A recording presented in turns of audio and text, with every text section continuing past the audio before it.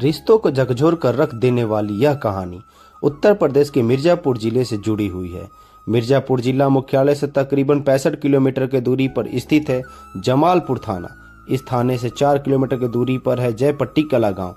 इस गांव में वैसे तो सभी जाति के लोग रहते हैं, लेकिन यहाँ पटेल, बिहार और दलित बिरादरी के लोग ज़्यादा हैं। जमालपुर थाना क्षेत्र के जयपट्टी कला गांव में संतोष कुमार भारती का परिवार रहता है। परिवार में पत्नी सोनी देवी, 2 बेटियां और 1 बेटा वीरेंद्र कुमार हैं। मेहनत, मजदूरी और थोड़ी बहुत बटाई पर खेती लेकर संतोष अपने परिवार का भरण पोषण कर लेता था। अचानक एक दिन ऐसा आया कि संतोष कुमार भारती अचानक से गायब हो गया। काफ़ी खोजबीन के बाद भी जब कोई पता नहीं चला तो संतोष के बेटे वीरेंद्र कुमार ने जमालपुर थाने में पिता की गुमशुदगी दर्ज करवाई। यह बात मंगलवार 4 अक्टूबर 2022 की है। गुमशुदगी दर्ज होते ही पुलिस ने संतोष कुमार की खोजबीन शुरू कर दी। एसएचओ मनोज कुमार संतोष के घर जाकर परिवार के लोगों से पूछताछ की। घर वालों ने उन्हें बताया कि वह सुबह दिशा मैदान के लिए निकले थे। दोपहर तक उनका पता न चलने पर परिवार के लोगों का रो रो कर बुरा हाल हो गया था। तो दूसरी ओर गांव वाले भी संतोष के अचानक गायब होने को लेकर हैरान हो गए थे। गांव में तरह तरह की चर्चाएं शुरू हो गई थी। जितने में उतनी बातें होने लगी थी। सभी लोग सुबह से ही खोजबीन कर थक हार चुके थे कि अचानक संतोष के बेटे वीरेंद्र कुमार का ध्यान अपने पिता के दोस्त रविंद्र गौड़ की तरफ गया। तो वह बिना कोई समय गंवाए रविंद्र गौड़ के घर की ओर बढ़ चला। तभी रास्ते में उसका रविंद्र से सामना हो गया। रविंद्र को देख वीरेंद्र तपाक से पूछ बैठा, चाचा, मेरे पिताजी को आपने देखा है क्या? सुबह से ही वह गायब हैं, शाम होने को है, लेकिन अभी तक उनका कोई पता नहीं चल सका है। ऐसा पहले तो कभी नहीं हुआ है। वीरेंद्र अभी अपनी बात पूरी कर भी नहीं पाया था कि रविंद्र घबराई हुई आवाज में बोला, ना ना ना, नहीं, मैंने तो नहीं देखा उन्हें। हो सकता हो कहीं गए हो। रविंद्र इतना कहने के साथ नजरें छिपाने लगा था। रविंद्र के मुंह से इतना सुनने के बाद वीरेंद्र अपने घर की ओर लौटने तो लगा था, लेकिन न जाने क्यों उसके मन में विचार आया कि आखिरकार रविंद्र जो उसके पिता का लंगोटिया दोस्त हैं, वह घबराया हुआ क्यों है। मन में उठ रही आशंकाओं के हिलोरे जब शांत नहीं हुई तो वीरेंद्र घर आने के बाद सीधे जमालपुर थाने पहुंच गया। थाने पहुंचकर उसने अपने पिता की गुमशुदगी और पिता के दोस्त रविंद्र के बदले हुए व्यवहार के बारे में जानकारी देते हुए मन में उठ रही आशंकाओं के बारे में एसएचओ मनोज कुमार को अवगत कराया। उसने उनसे गुजारिश की कि एक बार वह अपने स्तर से रविंद्र से पूछताछ करें, शायद उसके पिता के बारे में कुछ जानकारी मिल जाए। वीरेंद्र की बात सुनने के बाद एसएचओ को भी कुछ लगा कि एक बार रविंद्र से पूछताछ कर लेने में क्या हर्ज है। इसके बाद बिना देर किए वह अपने हमराही जवानों के साथ रविंद्र गौड़ के घर पहुंच गए। वह घर पर ही मिल गया। रविंद्र से पूछताछ के दौरान उन्हें ऐसा कुछ लगा जैसे कि रविंद्र उनसे जरूर कुछ छुपा रहा है, क्योंकि पूछताछ के दौरान न केवल उसकी आवाज लड़खड़ा रही थी बल्कि वह नजरें भी चुरा रहा था। इंस्पेक्टर मनोज कुमार रविंद्र गौड़ से सख्ती से पूछताछ करते कि इसके पहले ही मौके पर काफी संख्या में गांव वालों की जुटी भीड़ और पुलिस जवानों की नजर रविंद्र के पुराने शौचालय के अंडरग्राउंड टैंक के पास गई। वहां भारी मात्रा में गिट्टी आदि बिखरी हुई थी। लग रहा था जैसे गिट्टी पुराने टैंक में भी डाली गई हो, जिसे देख सहज ही अंदाजा लगाया जा सकता था कि यह सब कुछ समय पहले ही किया गया हो। एसएचओ मनोज कुमार ने रविंद्र गौड़ से पुराने शौचालय के पास बिखरी हुई गिट्टी के बारे में पूछा तो रविंद्र के माथे पर मानो पसीना नजर आने लगा। वह पसीने से न केवल तरबतर हो गया था बल्कि थर थर कांपने भी लगा था। उसके मुंह से शब्द ही नहीं निकल पा रहे थे। एसएचओ रविंद्र गौड़ को अपने साथ थाने ले आए। थाने में आते ही एसएचओ ने रविंद्र से दोबारा पूछताछ शुरू की। पहले तो रविंद्र उन्हें टाल मटोल करते हुए गुमराह करने का प्रयास करने लगा, लेकिन जैसे ही उन्होंने अपना पुलिसिया अंदाज दिखाया तो वह टूट गया और रट्टू तोते की भांति सारी सच्चाई उगल दी। रविंद्र गौड़ ने जो बताया उसे सुनकर सभी हैरान हो उठे। आनन फानन में एसएचओ मनोज कुमार रविंद्र को लेकर उसके घर के पीछे पुराने शौचालय की टंकी के पास पहुंचे। फिर उसकी निशानदेही पर उन्होंने शौचालय की टंकी से संतोष कुमार की लाश बरामद कर ली। रविंद्र ने उसकी हत्या करने के बाद शौचालय के पुराने टैंक में लाश को छिपाने के बाद ऊपर से गिट्टियां डाल दी थी ताकि किसी को इसका पता न चल सके और शौचालय की बदबू में लाश होने का भी किसी को अंदाजा ना हो। लेकिन कहते हैं ना कि अपराध ज्यादा दिन छिपाए नहीं छिपता है, उसका भांडा फूटता ही है। ऐसा ही कुछ रविंद्र के साथ भी हुआ। मौके पर रविंद्र के मकान में शौचालय के टैंक के अंदर संतोष कुमार की लाश मिलने की खबर पूरे गांव में जंगल की आग की तरह फैल गई थी।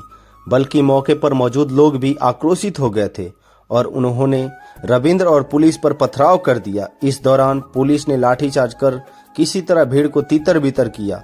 पथराव में रविंद्र के अलावा कुछ पुलिस कांस्टेबल भी घायल हो गए।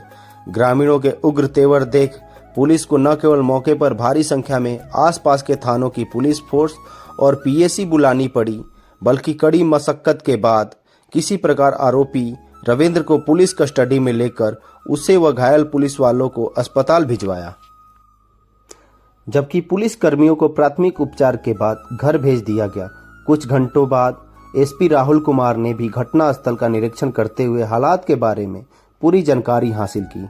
रविंद्र गौड़ और उसका बेटा गौतम गौड़ का हाथ है, यानी 40 वर्षीय रविंद्र गौड़ मृतक की बेटी सुमन से प्यार करता था। प्रेस वार्ता में तीनों आरोपियों ने संतोष कुमार की हत्या करने की बात स्वीकार करते हुए उसकी हत्या से जुड़ी जो कहानी बताई वह हर किसी को सोचने पर मजबूर कर रही थी। रिश्तों की बुनियाद को झकझोर कर रख देने वाली वह खौफनाक कहानी कुछ इस प्रकार है। उत्तर प्रदेश के मिर्जापुर जिले के जयपट्टी कला गांव निवासी संतोष कुमार भारती का अपना एक भरा पूरा परिवार था। परिवार में बीवी, एक बेटे सहित 2 बेटियां थीं। बात आज से कोई 30 साल पहले की है। जयपट्टी कला गांव में रविंद्र प्रसाद गौड़ अलीनगर जनपद चंदौली से आकर बस गया था। उसने यहाँ गांव में एक आटा चक्की लगा ली। इसके साथ ही उसने झाड़ फूक का भी काम शुरू कर दिया। गांव में कारोबार और आमदनी बढ़ाने के साथ रविंद्र गौड़ ने पैसे का लेन देन भी शुरू कर दिया था। जरूरत पड़ने पर वह लोगों की मदद कर दिया करता था, बदले में वह सूद वसूला करता था। इससे उसकी पहचान गांव में और भी मजबूत हो गई थी। आटा चक्की पर आते जाते समय रविंद्र की मुलाकात संतोष कुमार से हो गई थी। इसके बाद उन दोनों की दोस्ती भी गहरी हो गई थी, क्योंकि दोनों शराब पीने के लत्ती थे, सो दोनों की खूब पटने लगी थी। रविंद्र संतोष के घर भी आने जाने लगा था। खाने पीने से लेकर जरूरत पड़ने पर वह संतोष की गाहे बगाहे मदद भी कर दिया करता था।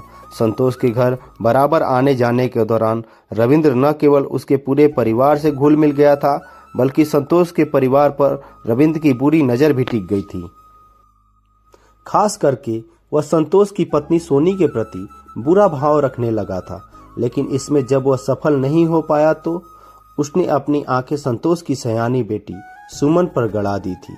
20 वर्षीय सुमन उम्र के ऐसे पड़ाव पर पहुंच चुकी थी जिसके गदराए हुए बदन को देखकर रविंद्र अपना आपा खो बैठता था। लेकिन उसे ऐसा कोई अवसर नहीं मिल पा रहा था जब वह अपने मन की बात सुमन से कह सके। अपनी उम्र से आधी उम्र की बेटी समान सुमन को पाने की ख्वाहिशों में वह इस कदर पागल और दीवाना हो गया था कि अक्सर संतोष के घर किसी न किसी बहाने पहुंच जाया करता था। कभी पानी के बहाने तो कभी अन्य बहानों के जरिए वह सुमन को छू लिया करता था। पहले तो सुमन उसे नजरअंदाज करती रही, क्योंकि वह उसे चाचा कहती थी। सुमन उम्र के उस पड़ाव पर पहुंच चुकी थी जो हर इशारों और स्पर्श को समझ सकती थी। एक दिन की बात है, घर में आटा न होने पर सुमन रविंद्र की आटा चक्की पर आटा लेने के लिए पहुंच गई थी, जहां संयोग से रविंद्र ही अकेला था। आटा लेने के दौरान जैसे ही सुमन नीचे की ओर झुकी थी कि उसका गदराया हुआ बदन और उसके उभारों को देखकर रविंद्र के तन बदन में मानो आग सी लग गई। आटा देने के बहाने उसने सुमन के हाथों को अपने हाथों में थाम लिया, लेकिन सुमन झट से उसका हाथ झटक कर हंसते हुए अपने घर को लौट गई थी। रविंद्र की हर हरकत सुमन के दिमाग में घूमती रही और वह मंद मंद मुस्कुराती रही। उसे लगने लगा था कि रविंद्र उसकी ओर आकर्षित है। इशारों ही इशारों और हाथों के स्पर्श से शुरू हुआ प्रेम प्रसंग का यह खेल अब छिप छिप कर मिलने तक पहुंच चुका था। दोनों की मोबाइल पर काफी देर तक बातें भी होने लगी थी। कहते हैं इश्क और मुस्क छिपाए नहीं छिपता। कुछ ऐसा ही रविंद्र और सुमन के साथ भी हुआ। रविंद्र जहां अक्सर संतोष के घर आ धमकता था, तो सुमन भी आटा इत्यादि के बहाने रविंद्र की चक्की पर पहुंच जाया करती थी। भले ही सुमन रविंद्र से आधे उम्र की थी, लेकिन उन दोनों की हरकतों के चर्चे अब पूरे गांव में होने लगे थे। आखिरकार होते भी क्यों ना, रविंद्र शराबी होने के साथ साथ मनचला भी था। गांव की महिलाओं को वह बुरी नजरों से देखता था, जिससे औरतें उसे अयास कहा करती थी। गांव में रविंद्र और सुमन को लेकर होने वाले चर्चों की कानों कान खबर जब संतोष और उसके परिवार के लोगों को हुई, तो वे भी सकते में पड़ गए। एक रात संतोष की पत्नी सोनी ने पति से कहा, ए जी सुन रहे हैं, अब हमारी बेटी सुमन सयानी हो गई है। रविंद्र का हमारे घर आना जाना हमें भी बुरा लगता है। गांव के लोग तो उल्टी सीधी बातें कर ही रहे हैं। क्यों न कोई अच्छा सा घर वर देकर बेटिया की शादी कर हम गंगा नहा लें। माँ और पिता के बीच हो रही इस बातचीत को सुमन ने भी उस रात सुन लिया था, और जैसे ही सुबह हुई उसने चुपके से मोबाइल से रविंद्र को यह बात बता दी। उसी दिन शाम ढलने के बाद दिशा मैदान जाने के बहाने खेतों की ओर निकली सुमन रविंद्र से मिली और बुरा सा मुंह बनाते हुए कहा, आप जल्दी से कुछ करो, नहीं तो पापा हमारी शादी तय कर देंगे, फिर हम दोनों नहीं मिल पाएंगे। सुमन की बात पूरी हो पाती इसके पहले ही रविंद्र उसे अपनी बाहों में भरकर सीने से लगाते हुए बोला, नहीं जानू, ऐसा मैं हरगिज नहीं होने दूंगा। तुम्हारे पिता कुछ करे उसके पहले ही मैं कुछ सोचता हूँ। तो सोचिए, कब सोचेंगे? जब पिताजी हमारे शादी पक्की कर देंगे तब। इतना कहकर सुमन रविंद्र से लिपट गई थी। सुमन को गले लगाकर रविंद्र उसका माथा चूमते हुए बोला, आज सोचकर बताता हूँ। इतना कहकर वह अपने घर लौट गया और सुमन अपने घर की ओर लौट आई। घर लौटने के बाद रविंद्र ने संतोष को हमेशा के लिए रास्ते से हटाने की ठान ली। अपनी इस योजना से उसने सुमन को भी अवगत करा दिया। अपने से ज्यादा उम्र के पिता समान प्रेमी के कहने पर सुमन भी इस योजना का हिस्सा बन गई। इसके बाद रविंद्र अपनी योजना को अंजाम देने के लिए मौके की तलाश में जुट गया। आखिरकार वह दिन भी करीब आ गया। 4 अक्टूबर 2022 की सुबह संतोष जब दिशा मैदान से घर लौट रहा था, तभी रविंद्र ने संतोष को चाय पीने के बहाने अपने घर बुला लिया। रविंद्र की गहरी साजिश से अनजान संतोष रविंद्र के घर पहुंच गया। संतोष जैसे ही रविंद्र के घर गया तो मौका मिलने पर रविंद्र ने उसके सिर पर लोहे की रड से हमला कर उसकी हत्या कर दी। संतोष की हत्या करने के बाद रविंद्र ने अपने बेटे गौतम की मदद से शव को घर के पीछे पुराने शौचालय के टैंक में छिपा दिया। किसी को पता न चल सके इसलिए वहां ढेर सारी गिट्टी भी डाल दी थी। टैंक में लाश छिपाकर रविंद्र बेफिक्र हो गया था। वह संतोष को गायब होने के बाद पुलिस और उनके परिवार की गतिविधियों पर नजर गड़ाए हुए था, लेकिन उसका यह राज ज्यादा दिनों तक छिप नहीं सका और आखिरकार वह अपने ही बुने हुए जाल में फंसकर पुलिस के हत्थे चढ़ गया।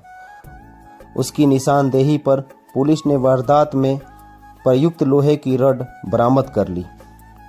बहरहाल घटना का खुलासा होने के बाद पुलिस ने मृतक की बेटी सुमन, उसके प्रेमी रविंद्र गौड़ और उसके बेटे गौतम गौड़ को संतोष कुमार भारती की हत्या के जुर्म में गिरफ्तार कर न्यायालय में पेश किया, जहां से तीनों को जेल भेज दिया गया। दूसरी ओर एसपी राहुल कुमार ने संतोष कुमार भारती की हत्या का खुलासा करने वाली पुलिस टीम को 10,000 रुपए का पुरस्कार देकर पीठ थपथपाई। हत्यारोपी रविंद्र गौड़ की करतूतों की जहां पूरे गांव में खूब थू थू हो रही थी, तो वही पिता की हत्या के आरोप में जेल की सलाखों तक पहुंची बेटी की करतूतों को लेकर भी उसके घर परिवार के लोग शर्मसार हैं। जिस बेटी को ब्याह कर उसके जीवन को संवारने का सपना माँ बाप ने पाल रखा था, वह तो चकनाचूर हुआ ही, माँ की मांग का सिंदूर भी उजड़ गया। ये थी आज की कहानी।